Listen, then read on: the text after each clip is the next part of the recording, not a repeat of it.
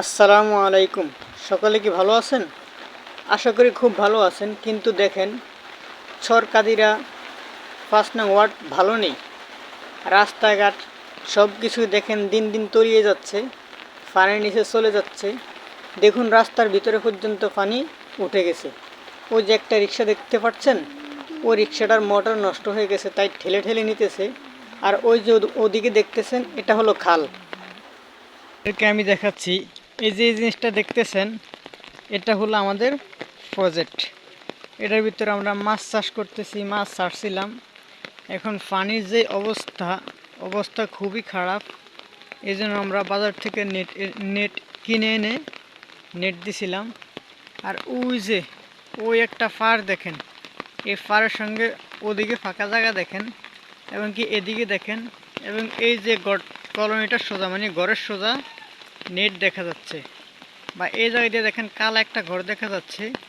এই খালের ভিতরে মানুষের মাছ ধরার জন্য এই নেটগুলো দিছে। মানে খালের এমন অবস্থা, ওই একটা দেখা যাচ্ছে, এই একটা দেখা যাচ্ছে, ওদিকে আরও আছে। মানে কিছুক্ষণ পরে পরে নেট দিয়ে রাখছে, কিছুক্ষণ পরে পরে নেট দিয়ে রাখছে। এই নেটের জ্বালা যন্ত্রণায় পানি নামতে পারে না। এবং কি এই খালে খালে একদম মেন গোড়ায় ওই জায়গায় বাঁধ দিয়ে রাখছে প্রভাবশালী লোকেরা। মানে যাদের ক্ষমতা আছে, ওই প্রভাবশালী লোক, তারা বাঁধ দিয়ে রাখছে। পানি যাইতেও পারে না, আসতেও পারে না, এদিকের পানিগুলো কমেও না। এই কিছু নেট দেখতেছেন, মানুষ এগুলাতে ধান চাষ করার জন্য ওই দেখতেছেন, এগুলোও জ্বালা করছিল। এখন বিষয়টা হলো, জ্বালাগুলো দেখেন একেবারে ডুবে গেছে। এই জ্বালাগুলো তো ডেগা জ্বালাগুলো নষ্ট হয়ে যাবে। পানিও নামতেছে না, যেইভাবে পানি ওইভাবেই রইছে।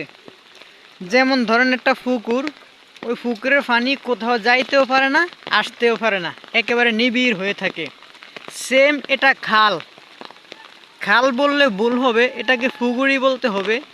কারণ এটার পানি কোনো দিকে যায়ও না, কোনো দিকে আসেও না। উপর থেকে যত পানি পড়ে, এই সব পানি এই জায়গাতেই জমা হয়ে থাকে। তো আমি প্রভাবশালী লোক যারা আছেন, মানে সরকারি কর্মকর্তারা যারা আছেন, তাদের দৃষ্টি আকর্ষণ করছি, এবং কি প্রশাসনের দৃষ্টি আকর্ষণ করছি, এই খালের কোনো একটা ব্যবস্থা অতি দ্রুত নেন। গত কয়েক বছরও এই সেমভাবেই সকল অঞ্চলগুলা ডুবে গেছে। এখন এবারও এমন অবস্থায় আছে, ডুবে যাওয়ার সম্ভাবনাই বেশি। কারণ দেখুন না, পানি উঠতে আর কতটুকু বাকি আছে, তেমন বেশি বাকি নাই। অলরেডি ওদিক দিয়ে তো ভিডিওর শুরুতে দেখাইছিলামই, রাস্তার ভিতরেও পানি উঠে গেছে। তো এবার ভাবুন, মানুষের চলাফেরা সকল কিছু কত কষ্ট হয়।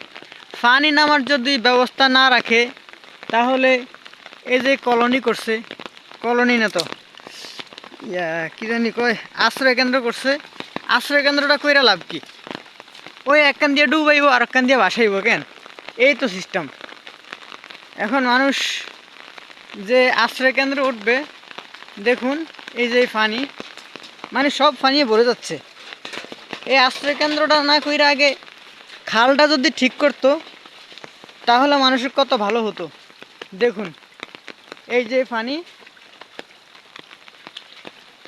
এই সব পানি। এখন আশ্রয় কেন্দ্র থেকেও জরুরি হইল, যদি খালটা খনন করা হইতো, খুবই ভালো হইতো।